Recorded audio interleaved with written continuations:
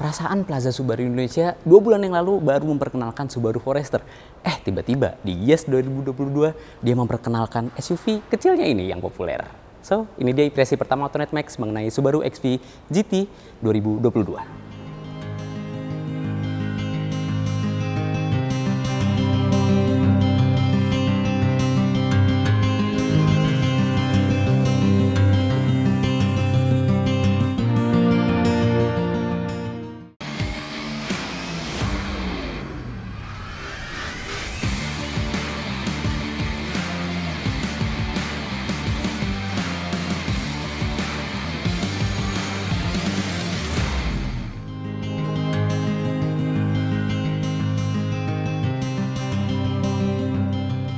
Secara dari segi eksteriornya, si Subaru XV ini emang persis dengan Subaru Impreza yang ditinggikan sebenarnya. Kayak misalkan terlihat dari bagian lampu dan juga bagian grill ya. Namun, di bagian bumper depan dia sudah menggunakan cladding-cladding hitam yang punya detail. Nggak cuma cladding hitam polos. Nah, dia ada teksturnya dan ini benar-benar tugasnya ini sebenarnya bukan untuk melindungi bumper, tapi melainkan dia lebih mudah untuk perawatannya. Jadi kayak misalkan terkena curbstone atau baret misalkan, ini tuh nggak merusak cat-cat dari panel bodi. Lalu di bagian headlampsnya ini dia udah full LED walaupun sennya masih bohlam. Fog lamp juga udah LED dan lampu utamanya ini mengikuti arah setir. Dan Subaru menyebut headlamp ini sebagai steering responsive headlight. Jadi dia ngikut sama setirnya. Tapi ini juga bisa dimatiin lewat kabin di bagian dalam. Terus juga dia udah ada headlamp washer, so ini bener-bener ready buat diajak off-road, bahkan hingga medium. Walaupun tingginya ya, approaching angle dia agak panjang overhangnya. Jadi untuk medium off-road mungkin masih bisa, tapi untuk heavy off-road dia agak kurang mampu. Sekarang kita ke bagian samping.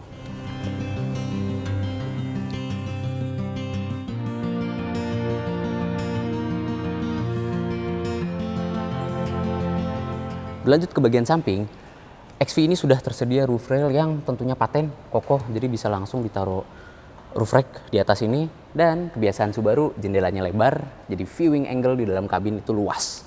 Lalu sentuhan chrome ini sedikit ya di Subaru XV, bagus. Cuma ada di door handle sama list jendela bagian bawah. Spiodo juga udah sewarna body, cocok, dan cladding-claddingannya juga mendukung. Minim, tapi ngena gitu. Menguatkan sisi off-road dari sebuah Subaru XV.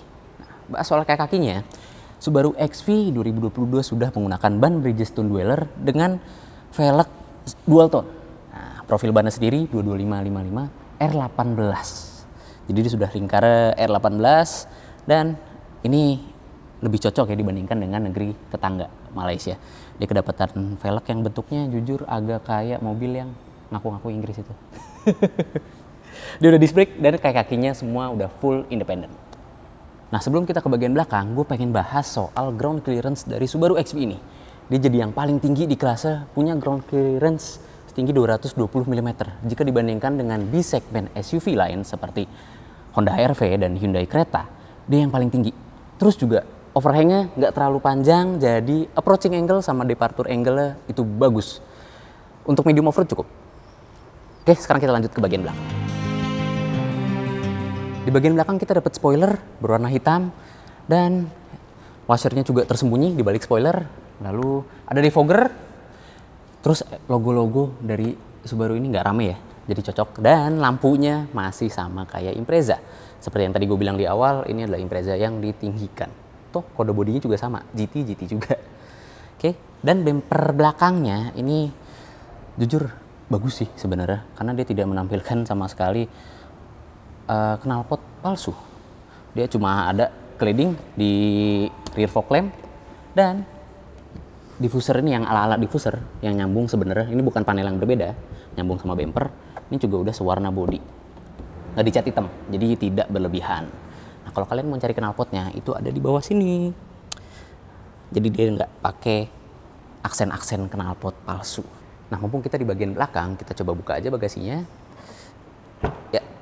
Nah, well, sayangnya bagasinya agak kurang besar kapasitasnya karena dia kompensasi dengan symmetrical all-wheel drive-nya. Penggerak roda belakang juga ada di belakang, jadi bagasinya ya nggak gede-gede banget dibandingkan B-segmen SUV yang lain. Dia juga udah ada tray, nah, jadi bisa ditutup kompartemen bagasi. Dan kalau kita buka, dia ada spare tire yang ini saving ya, space saver ya bannya, temporary, dan udah nggak ada kompartemen penyimpanan lain. Jadi soal kapasitas bagasi memang kurang bisa dibanggakan untuk Subaru XV ini. Penutupan bagasi juga belum elektrik, tombolnya aja yang udah elektrik, dan perlampuannya kalau untuk stop lamp dia udah LED, tapi lampu mundur sama lampu sena masih bohlam.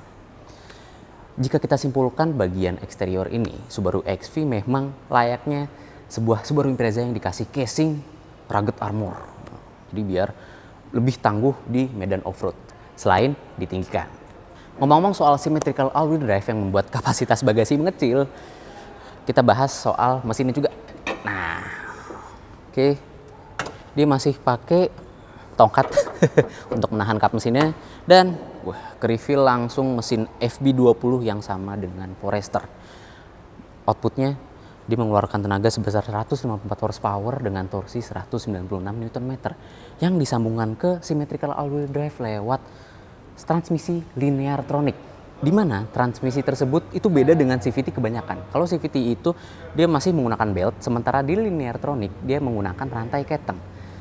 Jadi mungkin rasa berkendaranya nggak seperti CVT yang agak lemot, tapi ini lebih direct di linear tronic. Yang harus kita rasakan, harus kita coba bagaimana performa mesin dan symmetrical all-wheel drive-nya. Penasaran banget, apalagi dengan bodi di segmen SUV ini. Oke, kita tutup lagi. Dan kita langsung berlanjut ke bagian interior. Nah, sekarang masuk ke bagian interiornya yang kita langsung disambut sama bahan-bahan kulit berwarna abu-abu, hitam, dan juga stitching berwarna orange. Ya, di bagian setir, dashboard, sampai ke panel pintu. Yang juga di panel pintu kita disambut sama aksen karbon. Sebenarnya agak rame, tapi untungnya permainan warnanya nggak terlalu mencolok, jadi masih apa istilahnya ya, atraktif. Dan juga bahan-bahan kulitnya nggak cuma bahan kulit solid, tapi dia ada bahan perforated di bagian kursi dan juga di bagian panel pintu. Nah, jadi bolong-bolong nih kulitnya. Terus juga berlanjut ke dashboard di soft touch ya. Nih, tuh ini soft touch. Ini yang kalian lihat stitching orange ini asli. Jadi sentuhan yang bagus di bagian interior. Itu untuk bahan-bahannya. Tapi kita sekarang coba duduk. Nah, oke.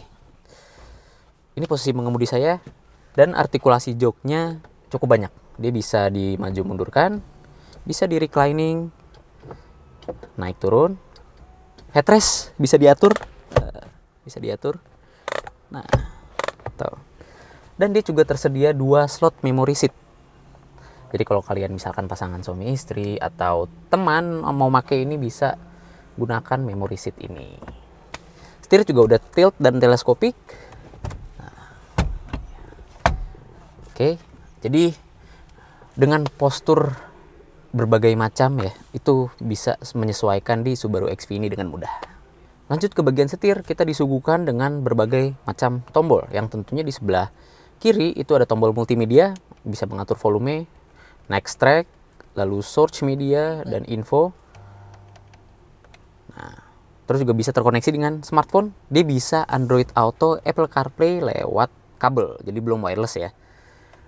Dan ini ada pengaturan untuk information display di bagian setir. Lalu di sebelah kanan ada tombol cruise control yang sayangnya masih belum adaptif. Dan kebetulan untuk cruise control ini sebenarnya Subaru XV menyediakan trim yang EyeSight juga, di mana cruise control dia udah adaptif. Nanti kita bahas soal trim tersebut. Kita berlanjut lagi di bagian setir. Ada driving mode juga, ada sport dan intelligent drive. Oke, lalu ada pedal shift. Sennya yang unik, walaupun ini mobil Jepang, dia dirakit di Gunma, langsung didatangkan dari Gunma juga, tapi sennya dia masih di sebelah kiri, bergaya ala Eropa. Dan kebetulan memang mobil Subaru XV ini dipasarkan di Eropa sana. Lalu untuk wipernya itu malah di sebelah kanan. Nah, berlanjut ke bagian panel instrumen, itu kebiasaan Subaru ya. Dia masih menggunakan panel analog untuk tachometer dan speedometer. Tapi walaupun begitu dia sudah menyuguhkan information display di tengahnya yang memberikan informasi cukup banyak. Dia ada fuel consumption, ada trip A, trip B, dan range bensin. Itu untuk bagian tengahnya. Dia juga bisa ketahuan di sini sport dan intelligent drive. Jadi mode driving bisa ketahuan di bagian tengah. Sementara untuk layar di bagian atas tengah ini, dia juga menggunakan information display juga, tapi informasi yang disuguhkan lebih banyak. Kita lihat dari awal. Nah, dia ada tuh indikator lampu. Jadi kalau misalkan kita nyalain lampu, di tengah sini ikutan nyala tuh dia. Ngedim ikutan nyala. Ngesen ikutan nyala. Fog lamp kalau kita nyalain tuh. Detail kecil yang bagus diberikan oleh Subaru. Ini information display bagian tengah. Lalu ada, nah ini nih, angle dan symmetrical all-wheel drive. Jadi grafiknya ketahuan di sini bener-bener ready to off-road banget Subaru XV ini. Terus ada indikator water temperature, oil temperature, dan average speed. Ini bisa di trip A dan trip B juga average speednya. Lalu ini multimedia infotainment. Dan ini fuel consumption. Yang terakhir ada jam dan juga tanggal. Lalu ada outside temperature di bagian atas kanan dan jam di bagian atas kiri. Cukup banyak yang disuguhkan oleh Subaru XV ini. Memang kebiasaan Subaru ya. Itu layaknya, kalau di bagian interior layaknya sebuah Swiss Army knife. Nggak terlalu cantik tapi menyuguhkan banyak informasi. Nah, berlanjut ke bagian tengah. Head unitnya walaupun nggak terlalu besar, tapi dia masih memiliki tombol yang tactile. Jadi kita nggak perlu ngeraba saat berkendara. Tidak membahayakan pengendaranya. Nah, jadi kan kalau misalkan kita fokus pandangan ke depan, kita masih bisa tahu nih, masih bisa hafal tombol mana yang volume, tombol mana yang buat tuning radio, dan tombol home, serta tombol radio, HP, koneksi ke media, itu masih fisik. Jadi nggak perlu ngeraba-raba lagi. Termasuk juga AC-nya yang udah dual zone. Masih tactile tombolnya. Pengaturan tombolnya juga gede. Berlanjut ke bagian bawahnya, ini ada kompartemen penyimpanan yang sayangnya cukup kecil walaupun sudah diberi padding karet. Nah, ini gue berikan contoh. HP gue berukuran 6,4 inci dan dia nggak muat. Ditaruhnya miring. Jadi antara lurus begini ya atau ditaruh miring kayak begini. Sayang kompartemen penyimpanan kecil untuk bagian tengah di bawah AC, tapi sudah disediakan port 12 volt dan koneksi USB Type A ada 2 buah sama koneksi aux di bagian tengah sini. Rem parkir sudah elektrik, dilengkapi dengan auto hold, dan di tengah sini ada tombol X mode. Ini untuk tentunya penggunaan off-road. Lalu di tengah sini ada 2 cup holder dan kompartemen penyimpanan lagi yang sayangnya entah ini buat apa, karena buat koin pun nggak muat. Paling ya buat koin-koin kecil, kalau nggak ditaruhnya menyamping, buat ditaruh aja kompartemen kecil bisa kayak begitu. Dan di bagian konsol tengahnya nggak terlalu dalam, tapi sudah disediakan 2 port USB Type A dan colokan 12 volt lagi. Jadi ada di bagian konsol tengah dan bagian depan colokan 12 voltnya.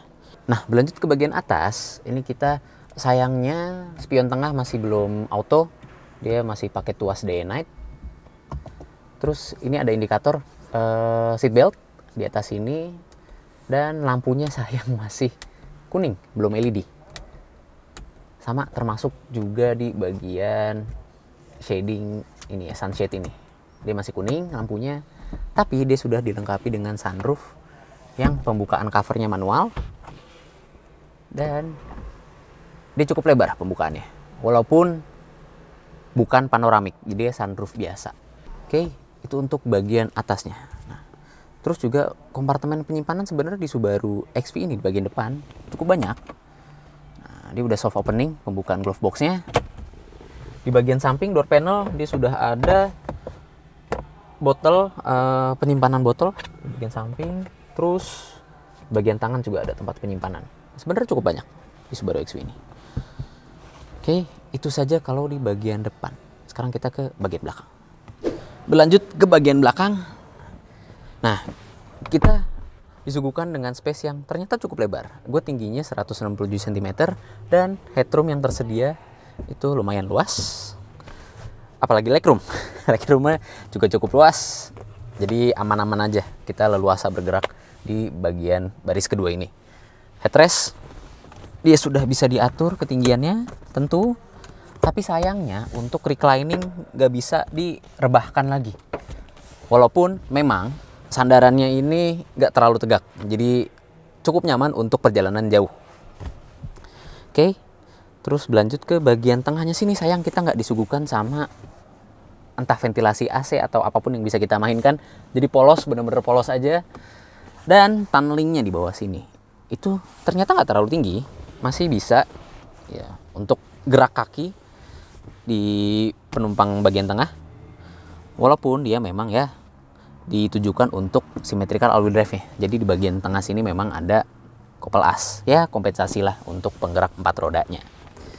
Nah, berlanjut ke bagian atas lagi, tengah sini kita disuguhkan dengan ini seat belt baris ketiga. Jadi ada seat beltnya bisa 3 titik. Jadi kenyamanan dan keamanan di penumpang bagian tengah terjamin. Nah, lalu untuk sandaran tangan ya di bagian tengah itu sudah tersedia 2 cup holder di atas ini. Dan ya memang untuk bahan-bahannya sendiri kita sayangnya nggak disuguhkan dengan bahan yang sama dengan bagian depan, karena di door panel ini masih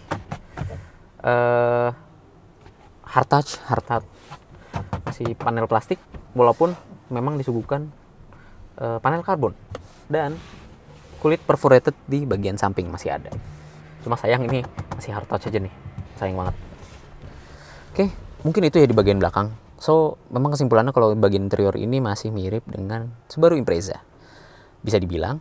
Tapi walaupun begitu, kebiasaan Subaru, interiornya memang tidak terlalu indah namun fungsional, seperti layaknya Swiss Army Knife. Seperti yang gue sebutkan di dalam kabin, Subaru XV ini memiliki 2 pilihan trim. Yang pertama ada S Standard yang tentunya ini sudah kita review, tipe S Standard ini, dan ada S EyeSight yang dimana dibedakan lewat teknologi driver assist khas Subaru. Tentu kalian penasaran soal harganya. Oke, untuk unit yang kita review ini, S Standard dihargai dengan harga 449,5 juta on the road. Sementara untuk S EyeSight dihargai 499,5 juta on the road. Tentu itu adalah harga yang cukup menguntungkan karena kalian bisa mendapatkan teknologi Subaru dan mesin FB20 juga symmetrical all-wheel drive. Oke, dengan harga tersebut Subaru XV 2022 ini cocok untuk kalian para anak muda yang ingin mencari SUV segmen B, SUV compact namun memiliki kapabilitas off-road yang mumpuni. Terlebih, Subaru juga menyediakan beberapa fitur pendukung, mulai dari headlamp washer, eksterior, di interior, segala macam fitur itu siap untuk dibawa medium off-road. Oke, itu saja dari Autonet Max mengenai impresi pertama Subaru XV 2022. So, jika kalian suka dengan konten ini, like, subscribe, dan juga tekan loncengnya untuk mengetahui video-video selanjutnya dari Autonet Max. Gue Bagas Satrio, bye-bye.